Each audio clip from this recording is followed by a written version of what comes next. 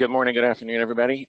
First thing I want to do is talk about the three leadership roles, the personas we have for BusinessGRC, which is our package set of risk management, compliance, third-party risk management, and audit products. I want to talk about who they are, what they need, why we see them as instrumental in purchasing our solutions, and also how they are instrumental in how GRC is deployed and managed in their own organizations, and how you, of course, engage with them as well.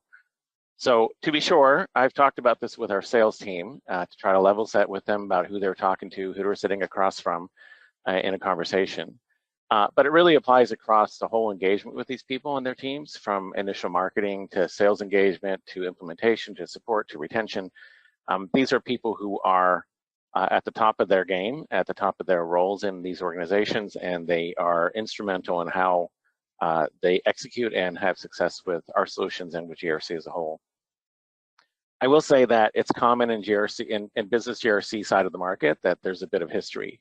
These are people who have been in the market for sometimes decades, especially at this executive level, and sometimes they've been doing things the same way for decades. And the market realities today and the trends I'm going to talk about in a minute are hopefully causing them to consider or commit to transition to a more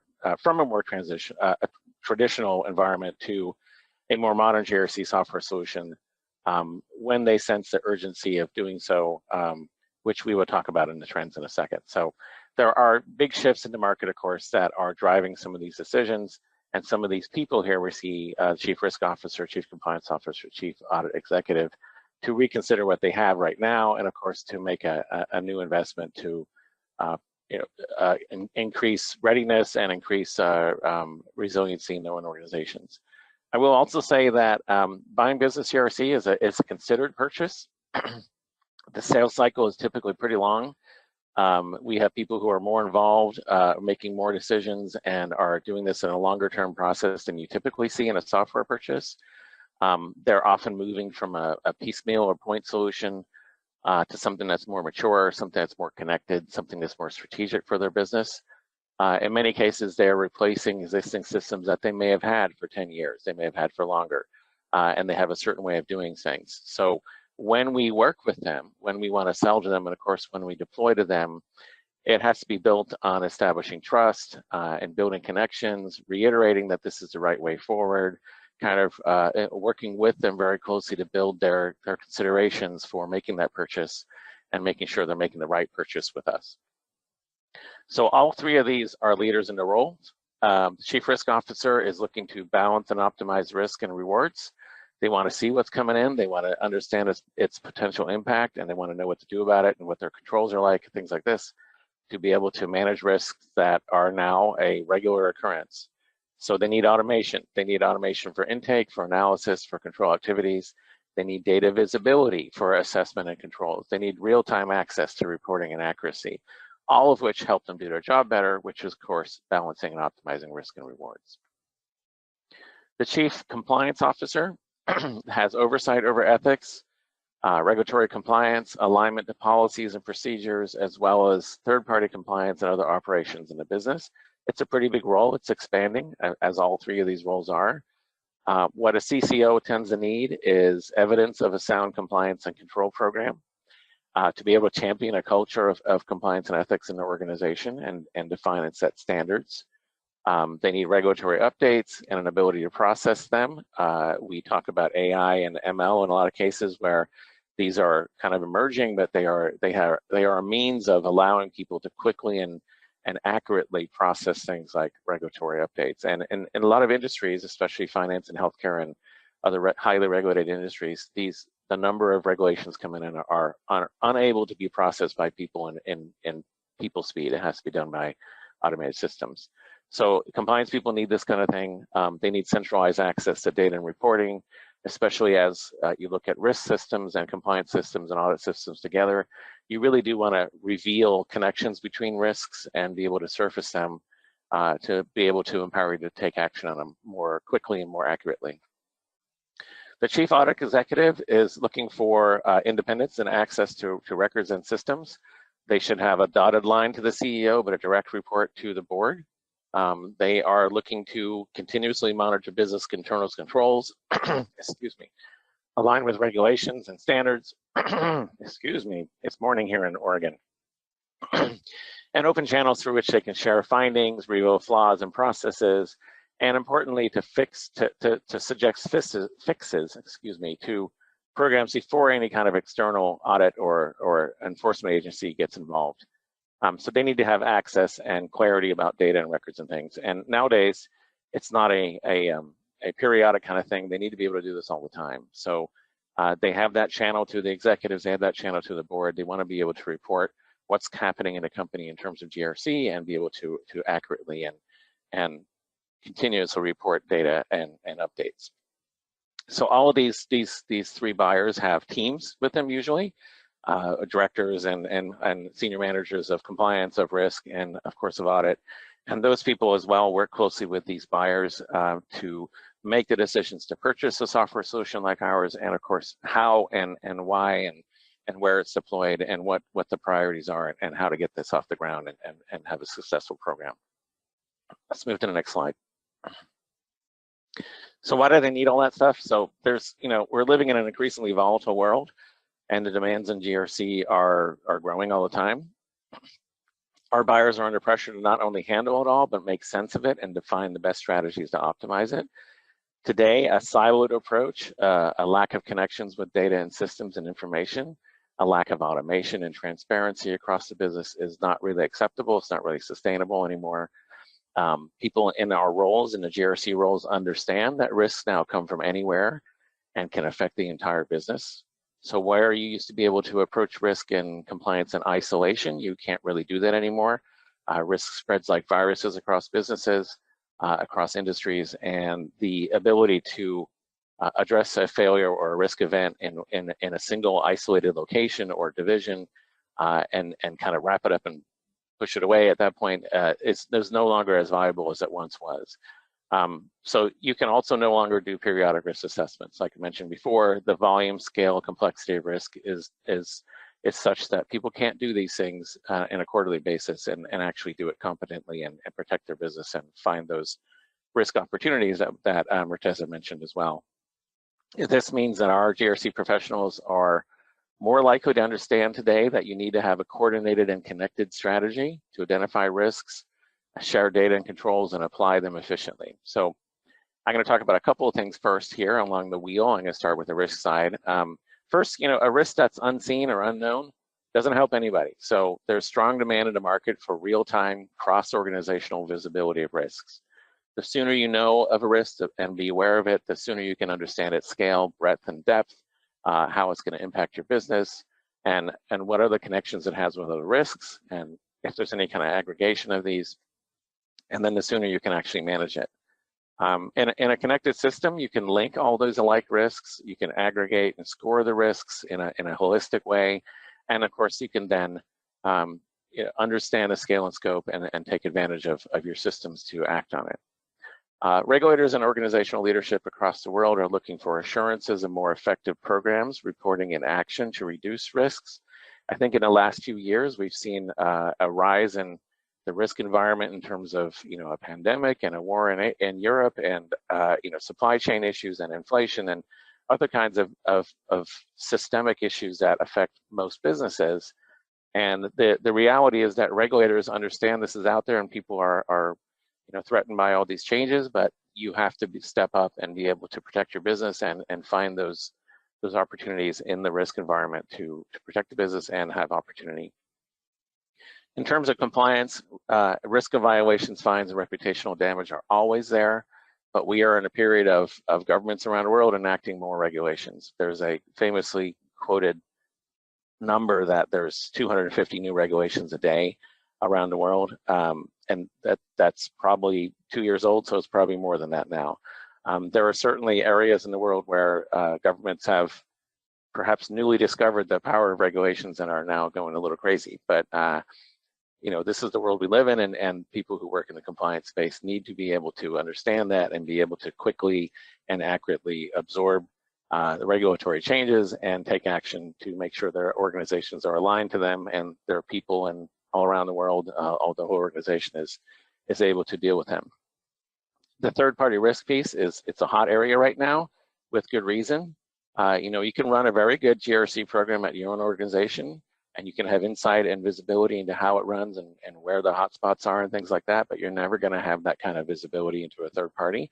There are lots of structural elements and good third-party management that allow you to get some access and alignment with compliance programs and risk programs and things with your own organization, but you're never going to get the same amount of visibility as you can in your own organization. So there's part of that there.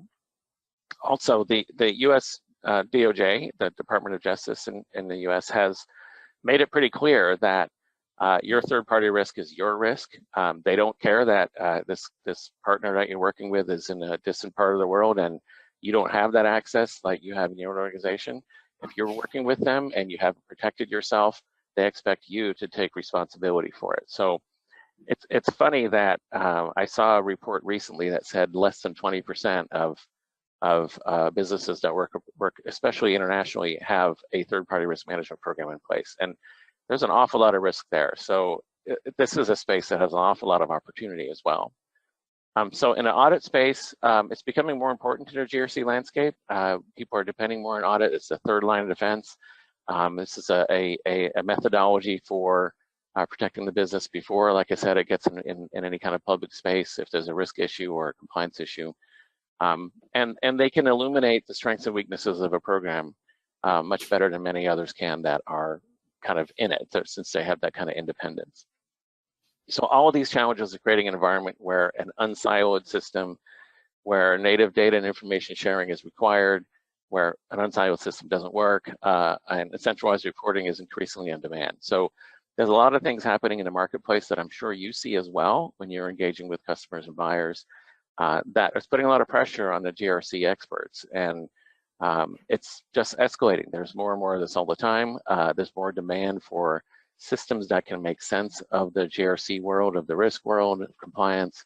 And there's a lot of demand for the kinds of things that I think we are really offering in BusinessGRC and across our solutions overall. So let's go to the next slide to talk about what's actually in the solution that we have.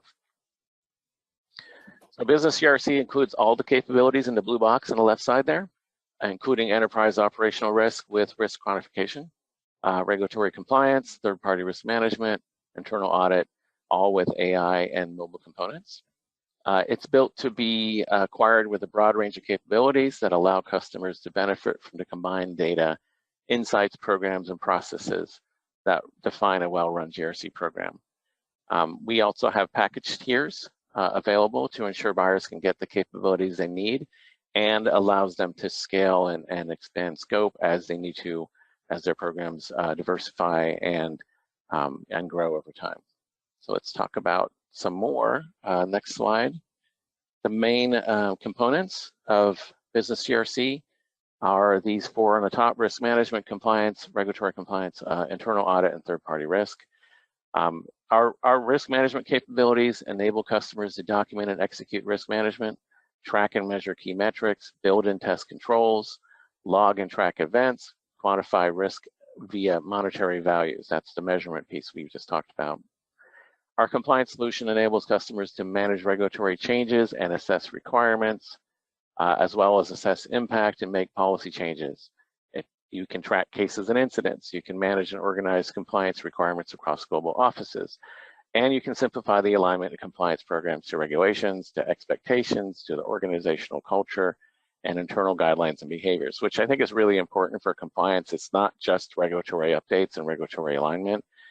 Compliance officer has a lot of duties around defining what the character and values of the organization are. So there's a lot of kind of setting the code of conduct, setting what are expectations for employees anywhere in their organization around the world, and being sensitive to local customs and local laws and local regulations and things. So there's a lot of depth in these roles that I talked about earlier, and in the programs that they need to run.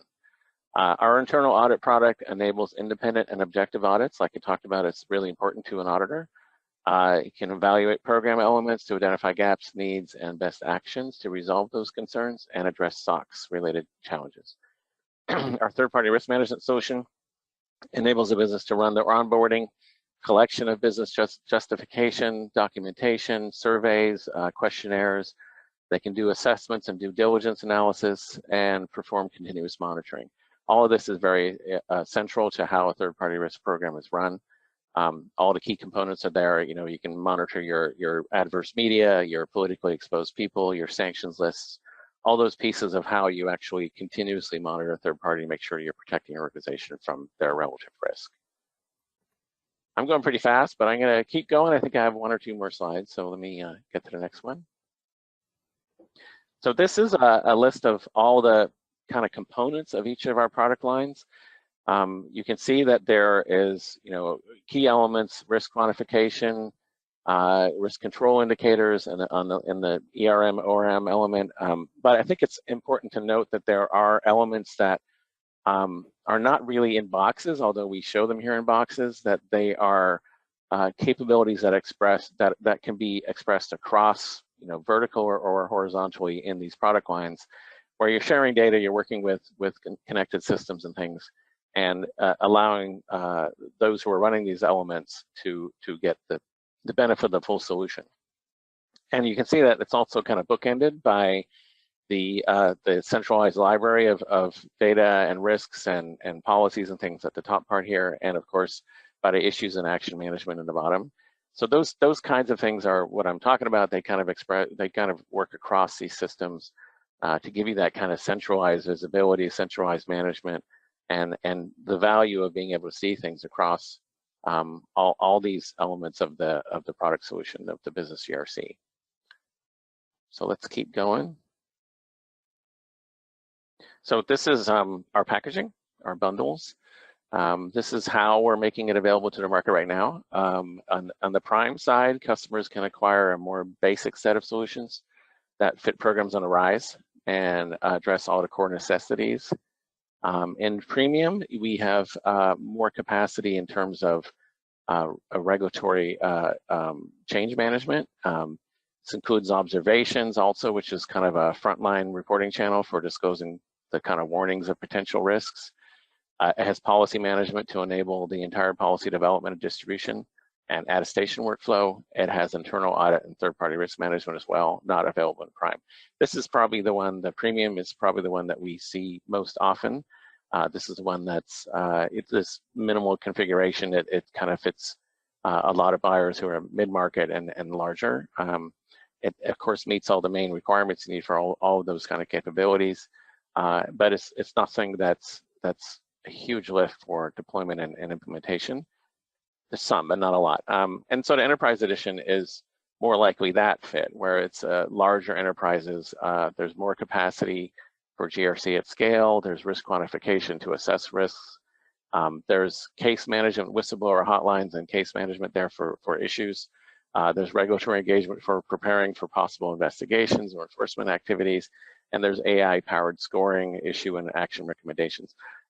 This is the one that's probably a longer sales cycle, a longer deployment, but a much kind of higher capacity business GRC solution that can really address the more complex and the faster moving needs of a large organization. So let's go to the next slide. So why MetricStream BusinessGRC? All of these additions across BusinessGRC are offering advantages and differentiation. The 3 items in particular are real-time visibility and actionability. I talked about this a little bit earlier, but you can't do periodic risk assessment anymore. You have to do a continuous risk assessment. You don't have the luxury of time to build controls as a risk event is occurring. So you need to be able to have the visibility and the actionability in real time to be able to take on the risk environment that we're all seeing, and that of course is escalating for many, many buyers and customers. The organizational resilience element, this is of course becoming more and more important as people think about business continuity and the risks that we've seen around the world. It's something that has become a central element of how people are viewing GRC overall. But it extends across the business, across those elements of business GRC I've talked about, including third-party risk, including audit, including the compliance elements and risk management. It's the in often cases, it's kind of the objective of an entire GRC program is make sure you have that resilience, make sure you have that readiness for anything that comes at you, to be able to have that business resilience so you can survive these risks and you can come out ahead. And of course, domain expertise in GRC best practices. This is something that we see a lot of advantage in.